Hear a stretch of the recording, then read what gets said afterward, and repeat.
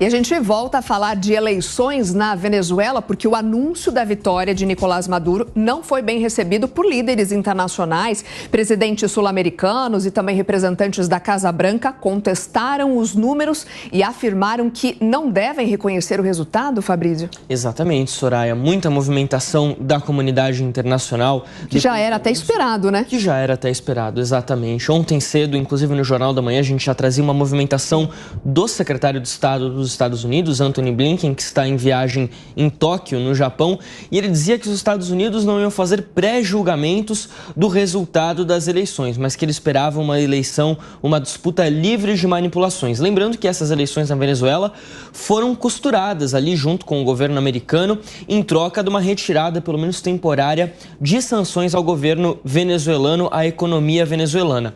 E aí, depois que os resultados saíram, Blinken foi questionado sobre o que ele achava da promulgação da vitória de Nicolás Maduro. Ele comentou sobre esse assunto, a gente traz aqui no Jornal da Manhã. Nós aplaudimos o povo venezuelano por sua participação na eleição presidencial do dia 28. Nós valorizamos sua coragem e compromisso com a democracia diante da repressão e das adversidades. Nós vimos o anúncio feito há pouco pelo Conselho Nacional Eleitoral. Nós temos sérias preocupações que os resultados anunciados não reflitam a vontade ou os votos do povo venezuelano. É extremamente importante que todos os votos sejam contados de forma justa e transparente, que os funcionários eleitorais compartilhem todas as informações com a oposição e os observadores independentes sem demora, e que as autoridades eleitorais publiquem a tabulação detalhada dos votos.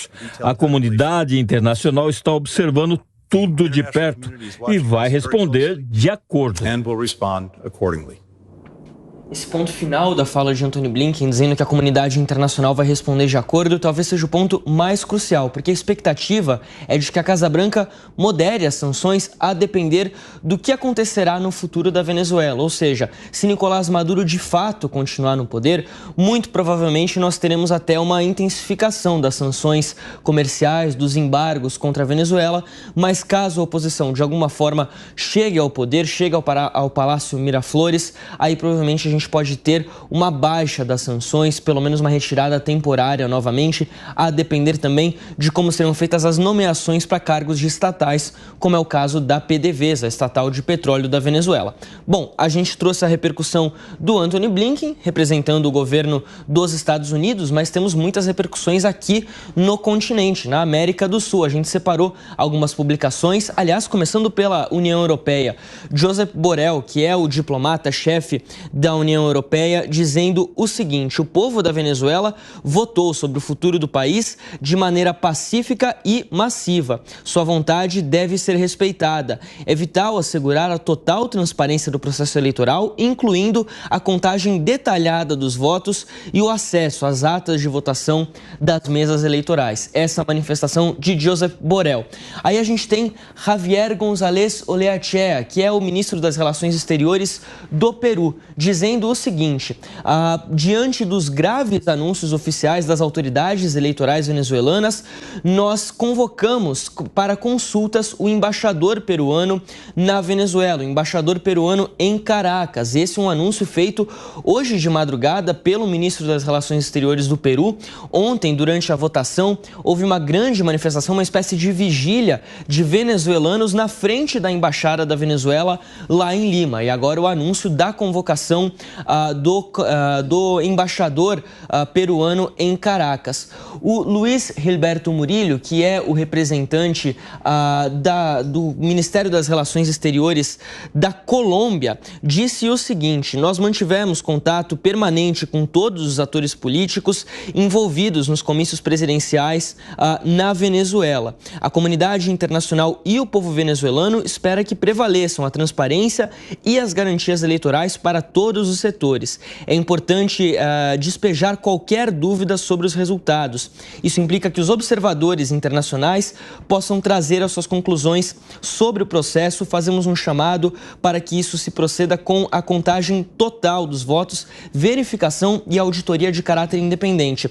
Essa é uma manifestação importante vinda do Ministério das Relações Exteriores da Colômbia, porque o presidente colombiano, Gustavo Petro, é um dos líderes aqui da região que ainda não se pronunciou sobre o resultado das eleições, tal qual o presidente Lula. E a gente sabe que Gustavo Petro e Lula têm grandes relações com o Nicolás Maduro. Mudando um pouquinho de página, Luiz Arce, presidente da Bolívia, esse foi uma voz um pouco dissonante aqui na América do Sul, saudando a vitória do presidente Nicolás Maduro, ratificando inclusive a vontade de continuar fortalecendo laços de amizade, cooperação e solidariedade com a Venezuela. Palavras de Luiz Arce. Evo Morales, ex-presidente boliviano, também felicitou Nicolás Maduro pela vitória de ontem lá na Venezuela. Aí Javier Milei, da Argentina, já com uma postura bem diferente, dizendo: ditador Maduro, afuera, ditador Maduro, saia. Os venezuelanos decidiram terminar com a ditadura comunista de Maduro. Os dados anunciam uma vitória grande da oposição e o mundo aguarda que se reconheça a derrota depois de anos de socialismo, miséria, decadência e morte. Diz que a liberdade avança na América Latina e diz também que a Argentina não irá reconhecer outra fraude e espera que as Forças Armadas da Venezuela defendam a democracia e a vontade popular. Vamos mudar aqui também de país, avançar para o Uruguai com Luiz Lacalle Pou, que diz o seguinte: desse jeito não, isso era um segredo aberto, que iam ganhar sem os resultados reais. O processo até o dia da eleição e da apuração claramente estava viciado. Não se pode reconhecer um triunfo se não se confia na forma e nos mecanismos utilizados no sistema eleitoral venezuelano. Palavras de Luiz Lacalle Pou, presidente do Uruguai. E aí, fechando essa nossa lista aqui pela América do Sul, Gabriel Boric, do Chile, dizendo que o regime de Maduro deve entender que os resultados que publicaram são difíceis de serem acreditados, que a comunidade internacional e todo o povo venezuelano, incluindo milhões de venezuelanos em exílio, o Chile é um desses países que recebe muitos venezuelanos exilados ou autoexilados, inclusive, exigem total transparência das atas eleitorais e do processo, e que os observadores internacionais não comprometidos com o governo, não ligados ao governo, possam trazer a veracidade dos resultados. E diz, inclusive, confirmando que movimentou ali Javier Milei, também Luiz Lacalle Pou, que o Chile não irá reconhecer nenhum resultado que não seja verificável, que não seja comprovado por observadores internacionais. A gente lembra, claro, a presença do Carter Center dos Estados Unidos como observador internacional lá na Venezuela, também um painel de observadores da ONU que devem ainda trazer conclusões sobre como foi feito esse processo. E é importante destacar também, né, que na sexta-feira, o dia que foi determinado o fechamento das fronteiras na Venezuela, um avião com ex-presidentes aqui da América Latina, ex-presidentes do México, do Panamá, da Costa Rica, teve a entrada negada no espaço aéreo venezuelano, teve que voltar para o Panamá. E ontem pela manhã, durante a votação, o Elvis Amoroso, que é o presidente do Conselho Nacional Eleitoral, disse o seguinte, que esse avião foi barrado porque estes líderes, Vicente Fox, Miguel Ángel Rodrigues, não estavam indo na condição de observadores internacionais, que eles não estavam com a credencial de observadores internacionais, dizendo inclusive que a Venezuela não aceitaria pessoas ligadas ao narcotráfico, à tentativa de genocídio e à corrupção nos seus países, saudando inclusive a decisão do governo Maduro de barrar a entrada destes líderes latino-americanos. Soraya. Obrigada, Fabrício. Claro que esse assunto ainda vai dominar muito o noticiário nos próximos dias. Quero chamar para comentar também nossos analistas Amanda Klein e também o Acácio. São repercussões importantes, a gente vem falando isso ao longo do final de semana e até mesmo antes, né, que a disputa política, esse jogo político não se encerrou no último domingo, vem muita coisa ainda pela frente. E o que esperar também do Brasil, como o Brasil vai se posicionar, né? A gente viu várias repercussões agora, como o Fabrício mostrou, mas por enquanto o Brasil aguarda, né? Qual será a leitura desse processo aqui pelo governo brasileiro? Soraya, eu vou só fazer um introito, né? Porque primeiro é preciso reconhecer que esse processo é todo maculado e viciado pelo próprio acesso da oposição à liberdade de se fazer oposição na Venezuela, porque o Congresso foi tomado pelo chavismo, pelo Maduro, a Suprema Corte deles, o Conselho Nacional Eleitoral, que é o equivalente ao nosso TSE, que é quem é responsável pelas eleições, adversários políticos foram presos, manifestações proibidas, muitos mortos durante manifestações de 2017.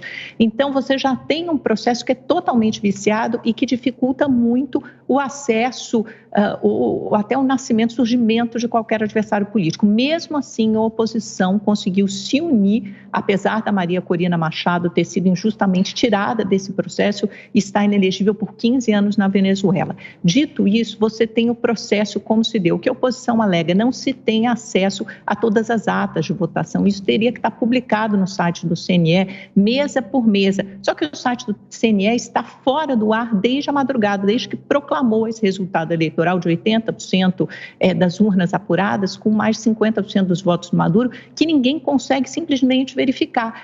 E aí chego à sua pergunta, Soraya, porque o Brasil fica numa posição muito sensível. Primeiro, Lula mandou o Celso Amorim, que é o seu assessor pessoal para assuntos internacionais, à Venezuela para verificar de perto. O bom do Celso Amorim é que ele tem contato tanto com as equipes de Maduro, oficiais do governo, como com as equipes de oposição de Edmundo Gonzalez, que podem até oferecer provas e indícios do Maduro de como essa eleição foi viciada e de como a oposição não conseguiu acesso aos resultados da votação. O Brasil está isolado na América Latina, porque até os seus aliados, governos de esquerda da região, como Colômbia e Chile, não reconheceram o resultado do pleito venezuelano, apenas reconheceram Honduras, Bolívia, Cuba e fora da América do Sul, Nicarágua e fora aqui da América do Sul, América Latina, China e Rússia. Europa, Estados Unidos, Uruguai, Paraguai, Equador, Chile, Colômbia, apontaram graves indícios de fraude nas eleições venezuelanas. Portanto, a posição até de líder regional confiável do Brasil está em xeque neste momento, dependendo do posicionamento do governo. Independentemente de qual tenha sido o resultado proclamado pelo CNE da Venezuela, indiscutivelmente esse é um processo enviesado e eivado de vícios. Não foi possível que os concorrentes mais fortes disputassem, o Nicolás Maduro fechou as fronteiras, não foi possível que aqueles venezuelanos que estão no exterior pudessem votar, e é importante a gente lembrar que 30% da população da Venezuela está fora do país por conta da ditadura que lá impera. Então é natural que a comunidade internacional esteja nesse momento discutindo ou apontando as falhas deste processo. Mas é importante nós observarmos também que hoje os apontamentos que estão sendo feitos são apontamentos ideológicos, são apontamentos de adversários históricos do Nicolás Maduro. E eu acho que há um equívoco nisso, porque o apontamento deveria ser feito por todos, por conta da situação política e da situação econômica da Venezuela, independentemente de um viés ideológico. A gente precisa lembrar que a Maria Corina Machado e o Edmundo Gonzalez, eles não são de direita. Pelo contrário, a oposição venezuelana hoje, ela é composta por centro-esquerda, centro e centro-direita. É uma oposição mais ponderada em termos ideológicos que o Nicolás Maduro, obviamente, mas também é uma oposição que não condiz com o posicionamento de diversos líderes que estão fazendo ataques neste momento. E nós já dissemos lá atrás, vale reiterar, há, em relação aos países, uma necessária ponderação neste momento, porque, independentemente do que venha a acontecer na Venezuela, as relações internacionais são feitas a partir de um pragmatismo, e este pragmatismo precisa ser preservado.